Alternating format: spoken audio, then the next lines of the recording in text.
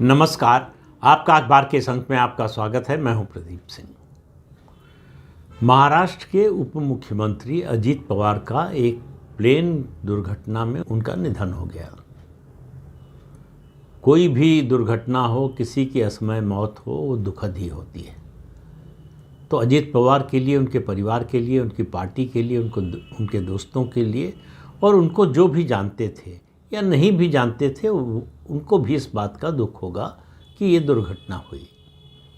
अब आपको मालूम है कि इस तरह की दुर्घटनाएं कोई अनहोनी बात नहीं, होती रहती हैं। अब ये तो जांच से पता चलेगा कि पायलट की गलती थी, मौसम की समस्या थी, क्योंकि वहाँ फॉग था। पहली बार पायलट ने लैंड कराने की कोशिश की, रनवे नहीं दिखा तो फिर ऊपर उड़ गया, एटीसी ने उसको परमिशन नहीं दी। फिर दूसरी बार रनवे दिखा तो लैंड करने की कोशिश की, उसमें ये दुर्घटना हुई। लेकिन ये सब तकनीकी बातें हैं, इन पर जब तक जांच रिपोर्ट कोई नहीं आती तब तक बात करने का कोई ज़्यादा मतलब नहीं है। लेकिन राजनेताओं के पास इतना समय नहीं होता। मेरा सवाल आज ये है कि कोई राजनेता कितना गिर सकता है। गिरने की एक सीमा होती है, लेकिन मुझे लगता है राजनेताओं के गिरने की सीमा नहीं होती है। इस दुखद घटना के बारे में जिस तरह के दो रिएक्शन आए, दो प्रतिक्रियाएं, बहुत से लोगों की आई हैं, लेकिन केवल दो की बात कर रहा हूँ। पहली प्रतिक्रिया पश्चिम बंगाल की मुख्यमंत्री ममता बनर्जी की है। पहले तो जितना टीवी पे दिखा, उन्होंने कोई दुख नहीं जाहिर किया, सीधे सीधे आरोप लगाया और कहा कि केंद्रीय एजेंसियां बिकी हुई हैं। अब आप देखिए, एक विमान दुर्घटना में एक नेता की मौत हो जाती है, उस पर एक प्रदेश के मुख्यमंत्री का बयान आता है कि केंद्रीय एजेंसियां बिकी हुई हैं, और वो अजीत पवार अपनी पार्टी में वापस लौटने वाले थे। उनका मतलब था कि शरद पवार के पास वापस लौटने वाले थे, और कहा कि इसकी जांच जो है सुप्रीम कोर्ट की निगरानी में होनी चाहिए। मतलब कॉन्स्पिरेसी थ्योरी है। वो सीधे सीधे आरोप लगा रही हैं केंद्र सरकार पर, केंद्रीय एजेंसियों पर। वो षड्यंत्र का आरोप लगा रही हैं। ये स्वाभाविक दुर्घटना नहीं है, ये दुर्घटना कराई गई है। उनके कहने का मतलब यही है। अब इसके लिए ममता बनर्जी के पास क्या आधार है, उनके पास क्या तथ्य हैं, क्या जानकारी है? ऐसे ही उनके पास क्या जानकारी है जो शरद पवार के पास नहीं है, अजीत पवार की पार्टी के पास नहीं है, महाराष्ट्र की सरकार के पास नहीं है, एटीसी के पास नहीं है? जो जानकारी किसी के पास नहीं है वो ममता बनर्जी के पास है, ऐसा लगता है। तो राजनीति में जब आदमी इतना गिरता है तो उसकी एक ही वजह होती है कि उसके अस्तित्व पर संकट है, राजनीतिक अस्तित्व पर। और आपको मालूम है कि इसी साल चुनाव होने वाले हैं विधानसभा के पश्चिम बंगाल में, मार्च अप्रैल में, और ममता बनर्जी की स्थिति ठीक नहीं है। वो हर तरफ से गिरती हुई नजर आ रही है। तो वो हाथ पैर मार रही है, जो भी हाथ में लग जाए। उनको इस दुर्घटना में, इस संकट में एक अवसर नजर आया अपनी राजनीति खेलने का। तो अब आप देखिए, दुर्घटना हुई है विमान से, और दुर्घटना हुई है, अजीत पवार उस विमान में सवार थे, और अजीत पवार महाराष्ट्र के पुराने नेता हैं, अनुभवी नेता हैं, उप मुख्यमंत्री थे, और लगातार 5 बार उप मुख्यमंत्री बने हैं, लंबे समय से उप मुख्यमंत्री हैं। और वो कोई विमान ऐसा तो नहीं लेंगे जिसमें उनको लगे कि उनकी जान को खतरा हो सकता है, लेकिन फिर भी दुर्घटना हो सकती है। सवाल ये है कि ममता बनर्जी ने ये सवाल क्यों उठाया। ममता बनर्जी के बाद दिग्विजय सिंह का बयान आया। उन्होंने कहा कि 500 मीटर से कम की विजिबिलिटी हो तो लैंड नहीं करना चाहिए। अब दिग्विजय सिंह तो को पायलट थे नहीं कि वो बताएं कि 500 मीटर की विजिबिलिटी थी कि नहीं थी। उसके अलावा आप जानते ही हैं कि दिग्विजय सिंह कॉन्स्पिरेसी थ्योरी के मास्टर हैं। ये वही दिग्विजय सिंह हैं जिन्होंने मुंबई में जो आतंकवादी हमला हुआ था उसको आरएसएस की साजिश बताया था। इस पर एक किताब लिखवाई गई, किताब का विमोचन दिग्विजय सिंह ने किया। वहाँ से सिलसिला शुरू हुआ सैफरन टेरर का। तो दिग्विजय सिंह, सुशील कुमार शिंदे और कुछ और लोगों ने मिलकर ये एक काल्पनिक जो है नैरेटिव गढ़ा कि सैफरन टेरर भी होता है, क्योंकि उनको मुसलमानों को बचाना था। सवाल उठने लगा था कि हर आतंकवादी मुसलमान ही क्यों होता है। तो उनको बताना था कि नहीं, हिंदू भी आतंकवादी होता है। तो उसके लिए सैफरन टेरर, वो तो देश का भाग्य अच्छा था कि वो कसब पकड़ा गया। जितने आए थे आतंकवादी उस घटना को अंजाम देने के लिए, उस हमले के लिए, सब ने अपने हाथ में कलावा पहन रखा था, ये बताने के लिए, दिखाने के लिए कि वो हिंदू है। अगर कसब भी मारा जाता तो फिर दिग्विजय सिंह जैसों की जो कॉन्स्पिरेसी थ्योरी थी उस पर कुछ लोगों को विश्वास भी होने लगता। लेकिन वो अजमल कसब जो है वो पकड़ा गया। उसके पकड़े जाने का श्रेय सिर्फ और सिर्फ तुकाराम ओम्बले, जो महाराष्ट्र पुलिस के सिपाही थे, उनको जाता है। उन्होंने अपनी जान पर खेलकर उसकी बंदूक अपनी तरफ लगा ली। वो गोलियां चलाता रहा लेकिन उसको पकड़े रहे, छोड़ा नहीं, जब तक कि दूसरे पुलिस वालों ने आकर उसको पकड़ नहीं लिया। ऐसे व्यक्ति के बलिदान को एक तरह से अपमानित किया दिग्विजय सिंह ने सैफरन टेरर की बात करके। अब उनको फिर मौका नजर आ रहा है।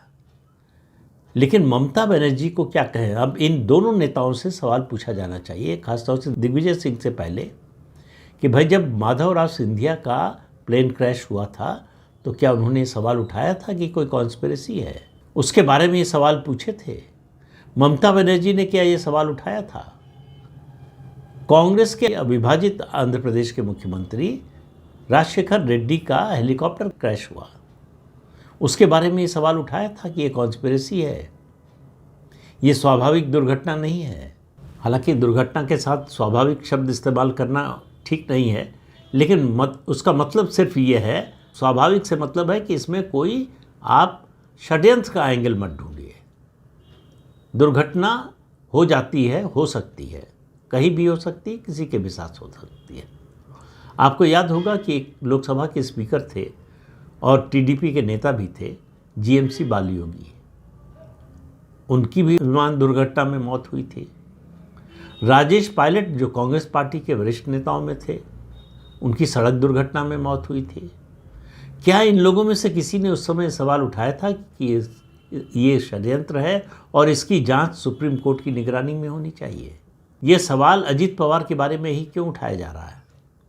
इसके पीछे शुद्ध रूप से राजनीतिक उद्देश्य है।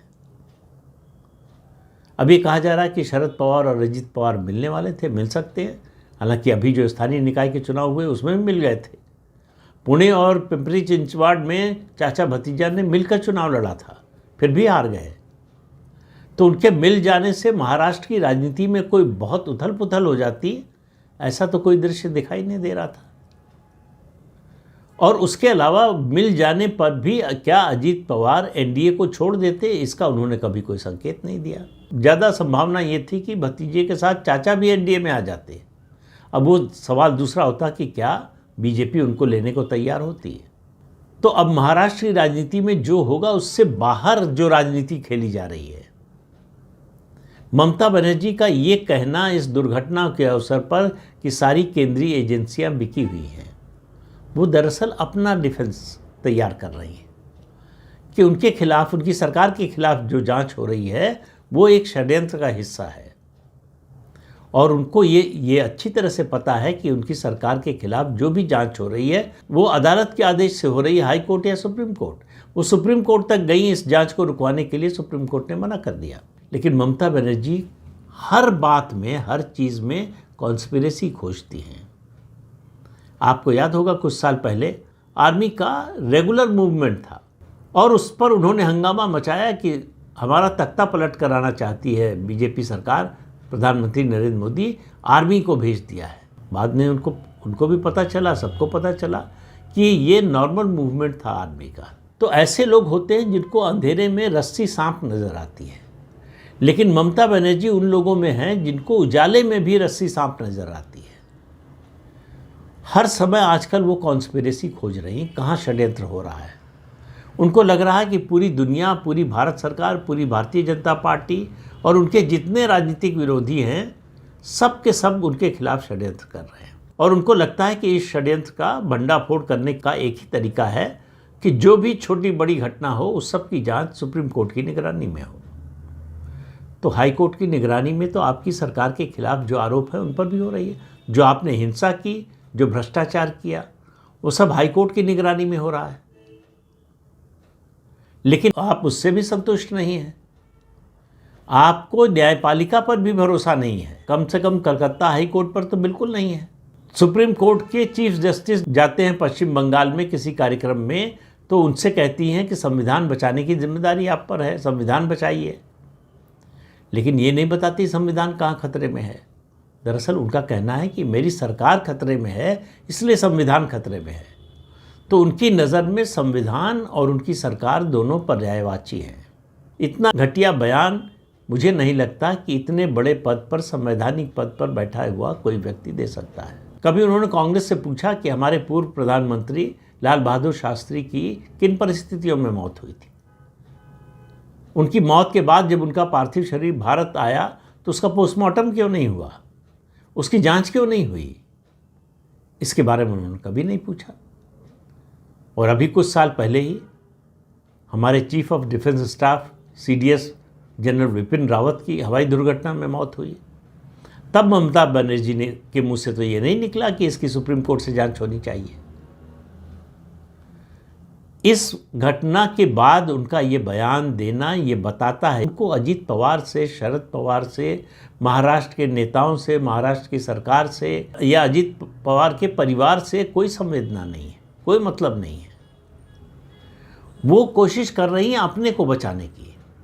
उनको लगता है कि ये आरोप लगाकर हम ये नैरेटिव गढ़ सकते हैं कि जैसे महाराष्ट्र में अजीत पवार के साथ हुआ, वैसे ही पश्चिम बंगाल में केंद्र सरकार मेरे खिलाफ षड्यंत्र कर रही है। और इस षड्यंत्र का नैरेटिव अगर वो बना लेती हैं तो उनको उम्मीद है कि उनको सहानुभूति मिलेगी। जो लोग आज उनके खिलाफ हो गए हैं पश्चिम बंगाल के, वो उनके समर्थन में आ जाएंगे। इस तरह से चीज़ें बदलती नहीं हैं। पश्चिम बंगाल में राजनीतिक हालात ममता बनर्जी के हाथ से लगातार निकलते जा रहे हैं। ममता बनर्जी की स्थिति लगातार खराब होती जा रही है। उनके लिए ये चुनाव जीतना जो इस साल मार्च अप्रैल में होना है, बहुत ही कठिन नज़र आ रहा है और दिन पर दिन उनकी कठिनाई बढ़ती जा रही है। उनके लिए कोई उम्मीद की किरण दिखाई नहीं दे रही है। लेकिन अजीत पवार के निधन में उनको उम्मीद की एक किरण नज़र आई। उनको लगा कि और तो कोई नैरेटिव हमारा बन नहीं पा रहा है, तो इसको बनाने की कोशिश करते हैं। तो उनकी मदद के लिए दिग्विजय सिंह आ गए और दिग्विजय सिंह तो इस मामले के विशेषज्ञ हैं।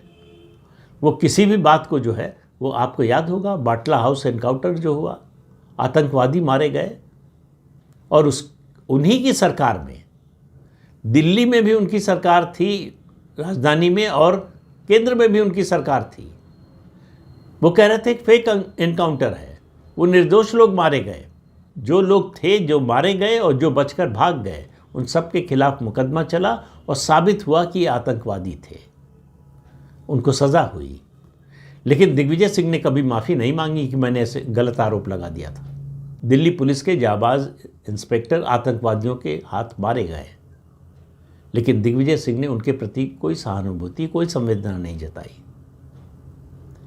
तो दिग्विजय सिंह जैसे लोग और ममता बनर्जी जैसे लोग, इन लोगों के लिए देश, समाज, इन सब का कोई मतलब नहीं है जब तक इससे उनकी राजनीति न सजती हो।